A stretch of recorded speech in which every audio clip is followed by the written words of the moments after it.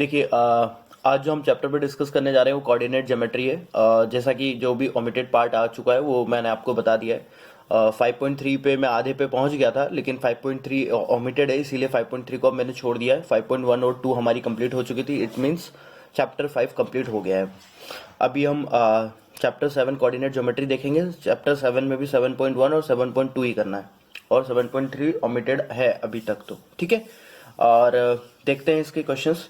2, 3, 4, 1 इसमें मुझे सबसे पहले एक्सरसाइज 7.1 कोऑर्डिनेट ज्योमेट्री जब हम पढ़ते हैं तो सबसे फर्स्ट फार्मूला जो इसमें आता है वो आता है डिस्टेंस फार्मूला। और सबसे पहले आपको ये पता होना चाहिए कि ये कोऑर्डिनेट है, किस तरह से ये कोऑर्डिनेट होते हैं, कौन सा एक्स होता है, कौन सा वाई होता है, इसमें सब हमें पता होना चाहिए।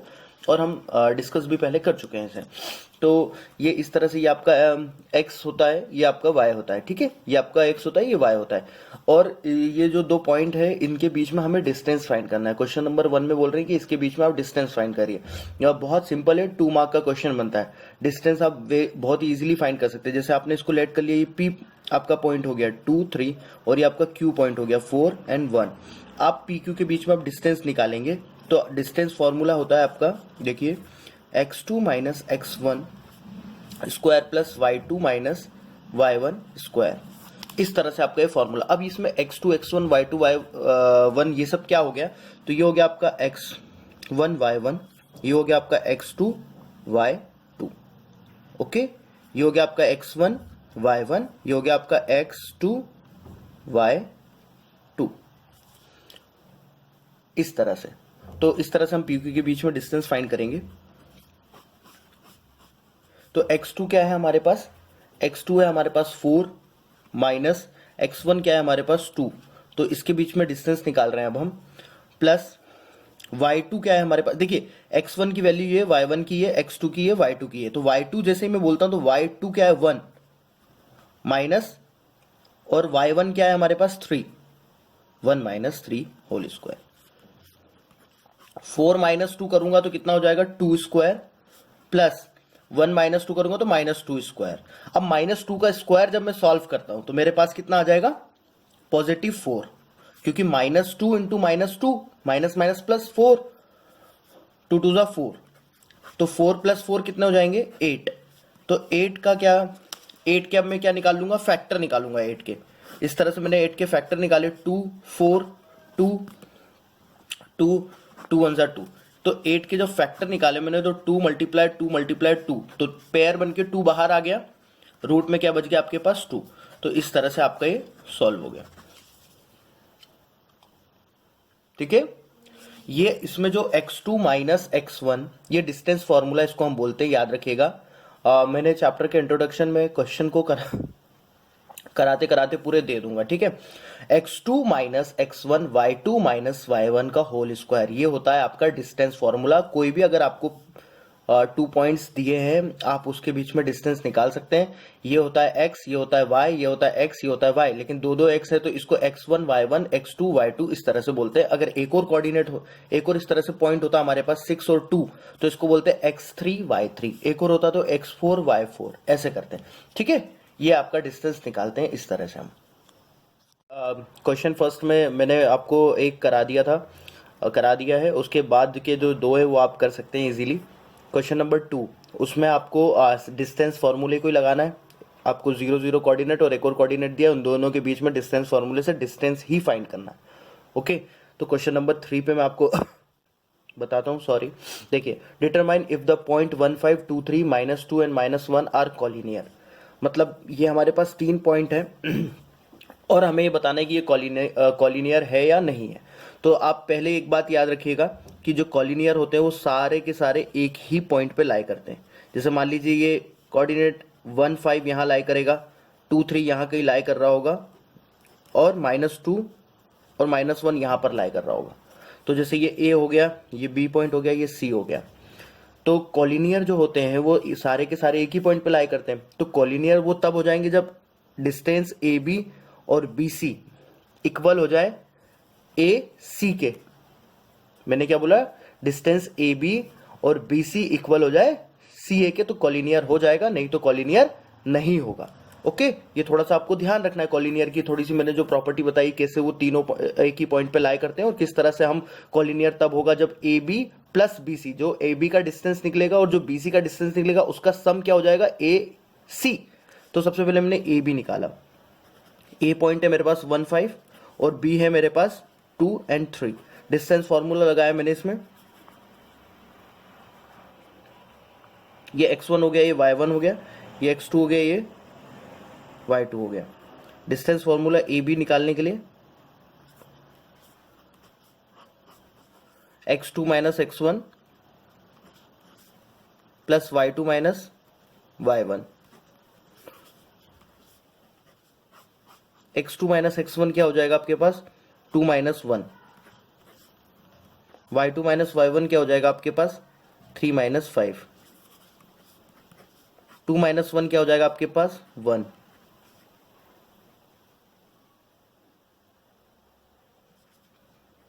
थ्री माइनस 5 क्या हो जाएगा, -2।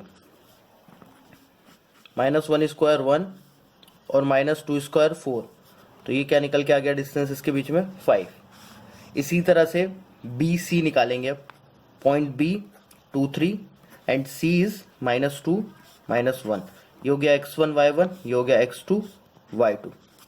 तो इसमें अब हम क्या कर सकते हैं, देखिए वापस डिस्टेंस फॉर्मूला लगाएंगे बी सी निकालने के लिए। x2 minus x1 square plus y2 minus y1 square. तो ये क्या आएगा, -2 का whole square plus y2 minus 1 y1 minus 3। -2 -2 -4 -1 -3 -4। इनका होल स्क्वायर निकालेंगे तो 16 प्लस 16, तो कितना हो जाएगा, ये 32। ठीक है। इसी तरह से अब हम क्या निकालेंगे, BC के बाद CA। देखिए CA निकालना है, पहले C पॉइंट लिखेंगे। C क्या है, -2 -1, A क्या है 1 और 5। ये हो गया x1 y1, ये हो गया x2 y2। CA निकाल रहे हैं, x2 minus x1 plus y2 minus y1 क्या हो जाएगा, ये CA। x2 कितना है मेरे पास, x2 1 है, 1 माइनस x1 -2 प्लस y2 क्या है मेरे पास 5, y1 क्या है मेरे पास -1, ये हो गया 2। तो CA क्या निकल के आ गया,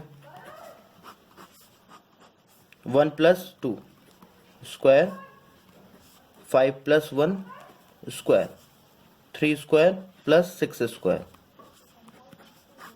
तो ये हो गया 9 प्लस 36।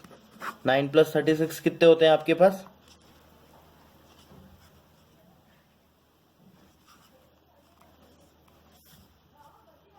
45। अब आप देख लीजिए, √5 प्लस √32 वो इक्वल है क्या 45 के, तो नहीं है, मतलब ये पॉइंट कॉलिनियर नहीं होंगे। ठीक है। देखिए क्वेश्चन नंबर जो 3 था, मैंने जो एक्सप्लेन किया है, कॉन्सेप्ट पूरा यही है। बस यहाँ कोऑर्डिनेट में मैंने -1 लिया, आपकी बुक में -11 है यहाँ पर मैं आपको ये बता रहा हूँ, हमें तो ये कॉन्सेप्ट क्लियर करना था कि कॉलिनियर क्या होता है। यहाँ 1 हो, यहाँ 4 हो, यहाँ 6 हो, यहाँ 7 हो, उससे कोई फर्क इतना नहीं पड़ता। हमारा कॉन्सेप्ट क्लियर होना चाहिए कि AB plus BC equal CA हो रहा है या नहीं। तो इसमें भी नहीं हो रहा है। अगर आप यहाँ 11 लोगे जो बुक में है, आप उसको चेक करके देखिएगा कि आपका हो रहा है या नहीं हो रहा है। ओके, एक तरह से आपके लिए वो होमवर्क भी हो गया। ठीक है। अब जैसे इसका नेक्स्ट जो क्वेश्चन नंबर 4 है, वो अब मैं आपको नेक्स्ट स्लाइड में बताऊंगा। ओके, देखिए क्वेश्चन नंबर 4 में हमें इस तरह से 3 पॉइंट्स दिए हुए हैं और ये प्रूफ करके बताना है कि ये आइसोसेलेस ट्रायंगल है कि नहीं, किसी एक आइसोसेलेस ट्रायंगल के पॉइंट्स है या नहीं। आइसोसेलेस ट्रायंगल की प्रॉपर्टी अब हमें यहाँ पर पता होना चाहिए। जैसे इक्वालेटरल ट्रायंगल, अगर मैं बोलता कि ये इक्वालेटरल ट्रायंगल है या नहीं, तो उसका मतलब होता है कि तीनों साइड इक्वल होनी चाहिए। मतलब A to B and B to C and C to A। ये A पॉइंट, मान लीजिए A पॉइंट के कोऑर्डिनेट 5 और -2 बी पॉइंट के कोऑर्डिनेट 6 4 और सी पॉइंट के कोऑर्डिनेट 7 और -2। इस तरह से हमारे पास 3 पॉइंट है। ठीक है, अब ये पूछ रही है आइसोसेलेस ट्रायंगल है या नहीं। तो आइसोसेलेस ट्रायंगल का मतलब ये वाला इक्वल हो इसके, या ये वाला इक्वल हो इसके, या ये इक्वल हो इसके, मतलब कोई भी दो साइड इक्वल होनी चाहिए। अब मैं बोल रहा हूं कि ये यहां से यहां तक इक्वल हो, इसका मतलब क्या समझ में आ रहा है कि इसके बीच का डिस्टेंस, इसके बीच का डिस्टेंस, मतलब कोई भी टू डिस्टेंस अगर इक्वल हो जाते हैं किसी ट्रायंगल के तो वो आइसोसेलेस ट्रायंगल हो जाएगा। ठीक है, तो आपको इसमें क्या निकालना है, मतलब डिस्टेंस फॉर्मूले से डिस्टेंस फाइंड करना है, सिंपल। अगर आपने इसका डिस्टेंस फाइंड कर लिया तीनों का, जैसे इस ए बी का डिस्टेंस कर लिया, बी सी का कर लिया, सी ए का कर लिया, कोई भी दो डिस्टेंस अगर सेम हो गए मतलब ये आइसोसेलेस ट्रायंगल है। अगर इक्विलैटरल पूछता तो क्या बोलते आप कि तीनों अगर इक्वल हो जाते तो इक्विलैटरल हो जाता। स्केलन क्या होता कि अगर तीनों इक्वल नहीं होते तो स्केलन हो जाता, सिंपल। तो इस तरह से हमें क्वेश्चन नंबर 4 करना है और कुछ नहीं करना, सिर्फ डिस्टेंस जो आपको मैंने निकालना सिखाया है। ए बी का डिस्टेंस निकालेंगे आप, ए बी के बाद आप बी सी का डिस्टेंस निकालेंगे, देन सी ए का डिस्टेंस निकालेंगे। जो भी डिस्टेंस फॉर्मूले से इनके डिस्टेंस निकलते जाएंगे, अगर डिस्टेंस इक्वल हो गए दो के तो ये आइसोसेलेस हो जाएगा। इसी तरह से क्वेश्चन नंबर जो 5 है, या तो ऐसे तो आपके एग्जाम में वो आएगा नहीं, लेकिन फिर भी क्वेश्चन नंबर 5 जब मैं आपको 6 वाला क्वेश्चन कंप्लीट करा दूंगा तो आपका अपने आप ही क्वेश्चन नंबर 5 भी सॉल्व हो जाएगा। देखिए क्वेश्चन नंबर 6 में भी जैसे अभी इसमें आइसोसेलेस पूछा है, ट्रायंगल के ऊपर था, तो क्वाड्रिलेटरल के ऊपर हो जाएगा। अब क्वाड्रिलेटरल में आपको 4-4 पॉइंट दे देंगे वो, A B C D, A B C D, इस तरह से 2 1 4 5 6 7 8 1, इस तरह से 4 पॉइंट्स दे दिए मुझे। अब मुझे वो पूछ रहे हैं कि ये किस टाइप का क्वाड्रिलेटरल है। तो किस टाइप का क्वाड्रिलेटरल, तो क्वाड्रिलेटरल के मुझे बेसिकली प्रॉपर्टी पता होनी चाहिए। रेक्टेंगल अगर होगा तो ए बी का डिस्टेंस और डी सी का डिस्टेंस इक्वल होगा, बी सी का और ए डी का इक्वल होगा, और उसके डायगोनल का डिस्टेंस डी बी का डिस्टेंस और ए सी का डिस्टेंस इक्वल होगा। तो क्या हो जाएगा, रेक्टेंगल हो जाएगा। अगर चारों साइड इक्वल होंगी और डायगोनल इक्वल होगा तो क्या हो जाएगा, स्क्वायर हो जाएगा। अगर चारों साइड इक्वल होंगी और डायगोनल इक्वल नहीं होगा तो रोम्बस हो जाएगा। अगर ये अपोजिट साइड इक्वल होंगी और डायगोनल इक्वल नहीं होगा तो पैरेललोग्राम हो जाएगा। फिर से सुनिए, रेक्टेंगल क्या होगा, जब अपोजिट साइड इक्वल हो, मतलब ये साइड इसके इक्वल, ये इसका डिस्टेंस निकालना है मैं बेसिकली, क्या ए बी के बीच में डिस्टेंस, बी सी के बीच में डिस्टेंस, सी डी के बीच में डिस्टेंस, ए डी के बीच में डिस्टेंस, डायगोनल के बीच में डिस्टेंस।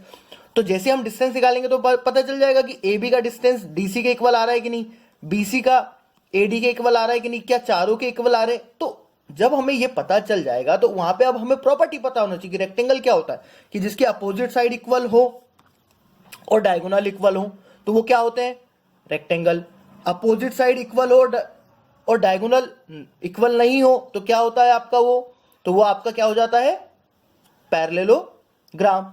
अगर चारों साइड इक्वल हो, डायगोनल इक्वल हो तो आपका क्या हो जाता है, वो क्या हो जाता है आपका वो स्क्वायर, अगर चारों साइड इक्वल हो, डायगोनल इक्वल हो तो। और रोम्बस कब होगा, जब चारों साइड इक्वल हो और डायगोनल इक्वल ना हो। ठीक है, तो इस तरह से आपको ये करना है। ठीक है, ठीक है।